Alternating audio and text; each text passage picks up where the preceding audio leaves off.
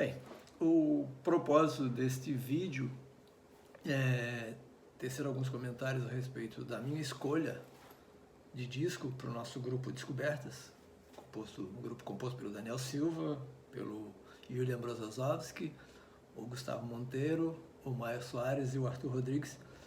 E essa semana coube a mim indicar o meu disco, e o tema escolhido por nós dessa vez foi um disco importante, um disco relevante para cada um de nós. Eu lembro que lá pelos meus 12, 14 anos, em 73, 75, eu costumava ouvir música no rádio, no radinho de pilha, né? E anotava as canções e intérpretes que mais me chamavam a atenção. Eu lembro dessa época de Al Stewart, Cat Stevens, Elton John, que eram as coisas que me chamavam. E o que me chamava mais atenção quando eu estava ouvindo rádio eram os detalhes sonoros. Assim. Eu nunca me fixei muito no todo da canção, eu ficava observando os detalhes que me chamavam a atenção. Evidentemente que a gente nessa época não tinha acesso a aparelhos de som, nem discos, né?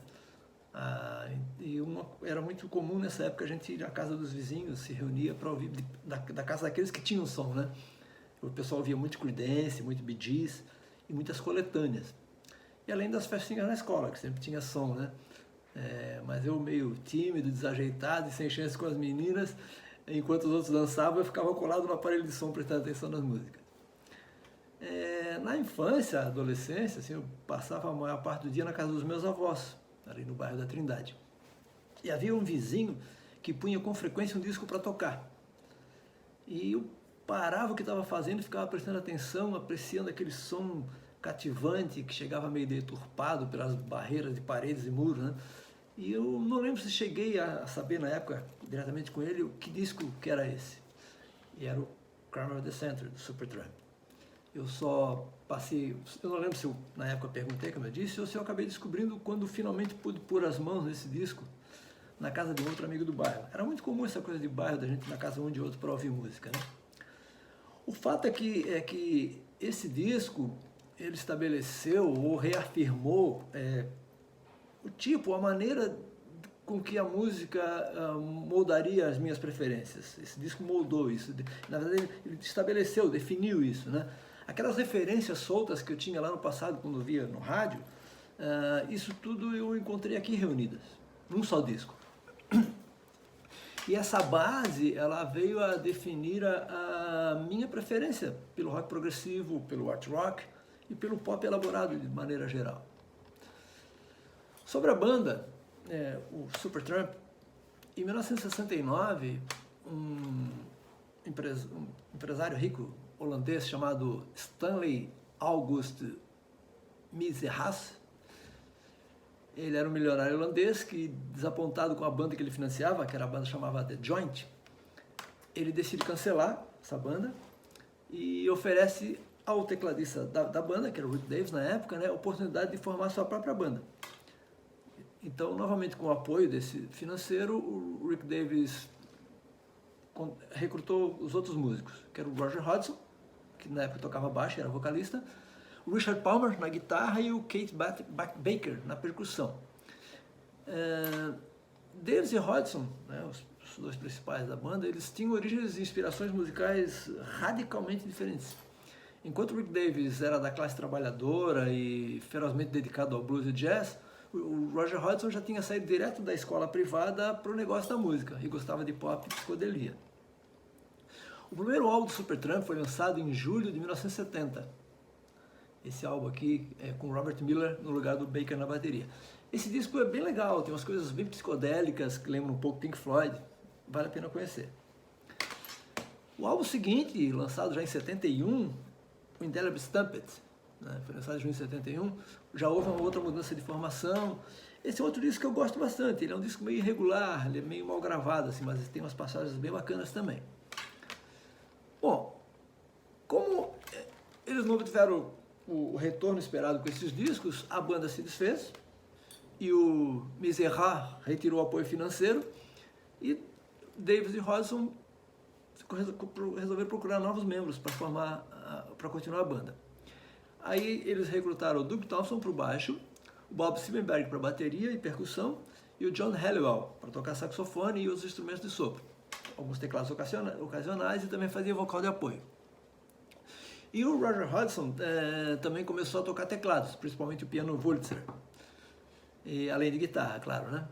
Esta formação clássica do Supertramp permaneceu assim durante os próximos 10 anos, até o Famous Last Words, que é o disco de 82, que é esse aqui, que é um baita disco. A despeito de ter It's Rain Again, que é bem chatinha, é um baita disco, recomendo.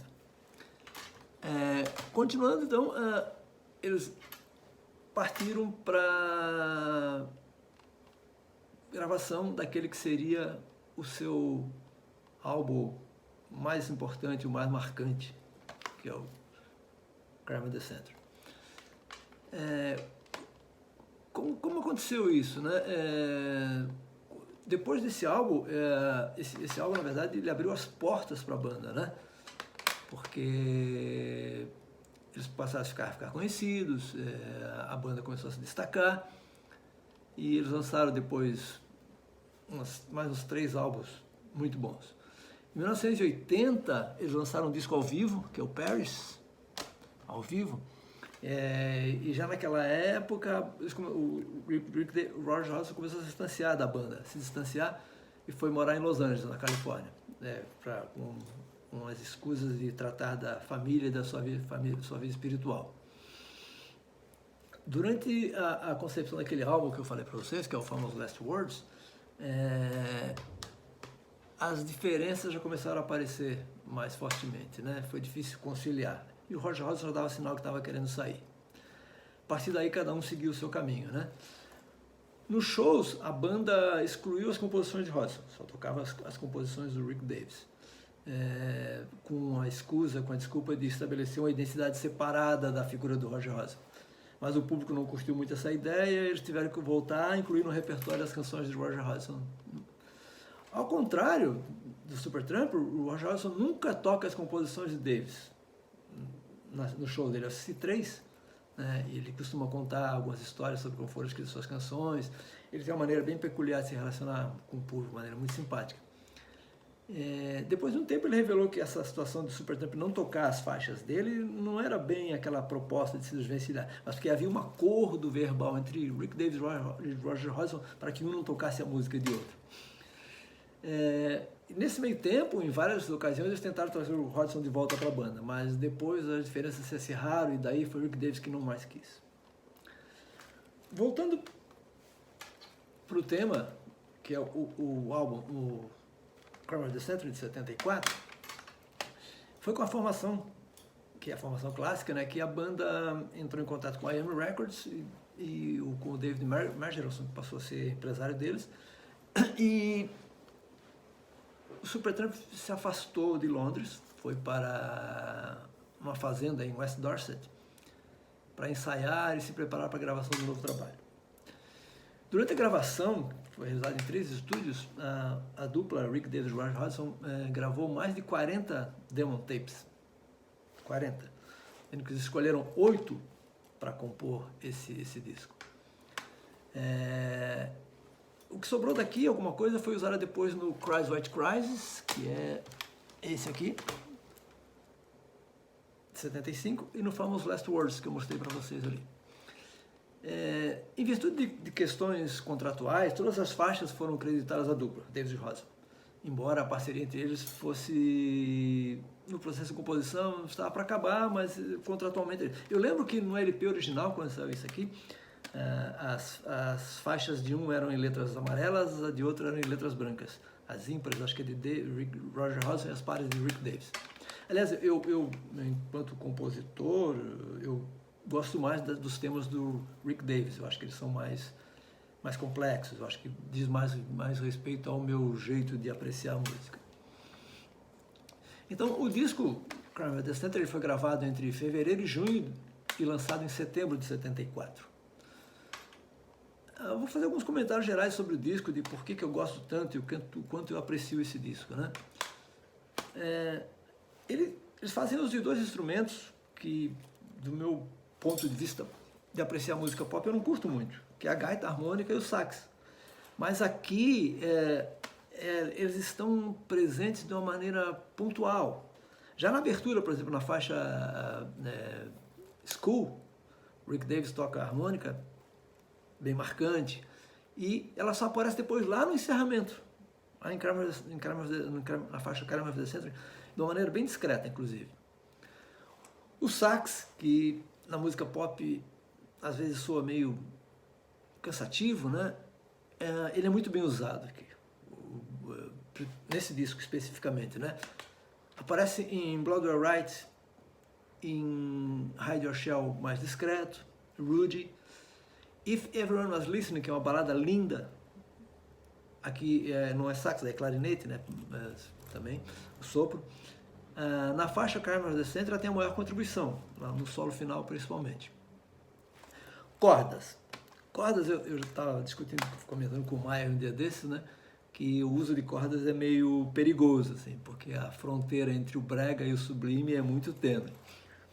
E aqui eles aparecem discretamente em Asylum, né, que é uma faixa, aliás, uma faixa super prog, né? Asylum, ela é quase experimental. Aparece em Rudy, se não me engano, e If Everyone Was Listening, onde ela é mais marcante, mais melódica. Uma balada, né, que as cordas foram muito bem aplicadas. Aparece em Crime of the Century, assim, gerando uma espécie de clima de suspense. Assim. Teclados e guitarras estão sempre presentes, né, porque são os dois músicos principais que adotam esses instrumentos, mas é pontual, e são precisos. Né? A guitarra, às vezes, ela é distorcida, como em School, ali contrastando com o piano acústico, e em Crime of the Century também tem um solo bacana de guitarra. Me chama a atenção assim, a versatilidade dos dois instrumentos, né? A guitarra, que às vezes é lírica, às vezes ela é distorcida, e o piano, que algumas vezes é martelado, né? E outras vezes ele é melódico. Essas variações me empolgam de certa forma.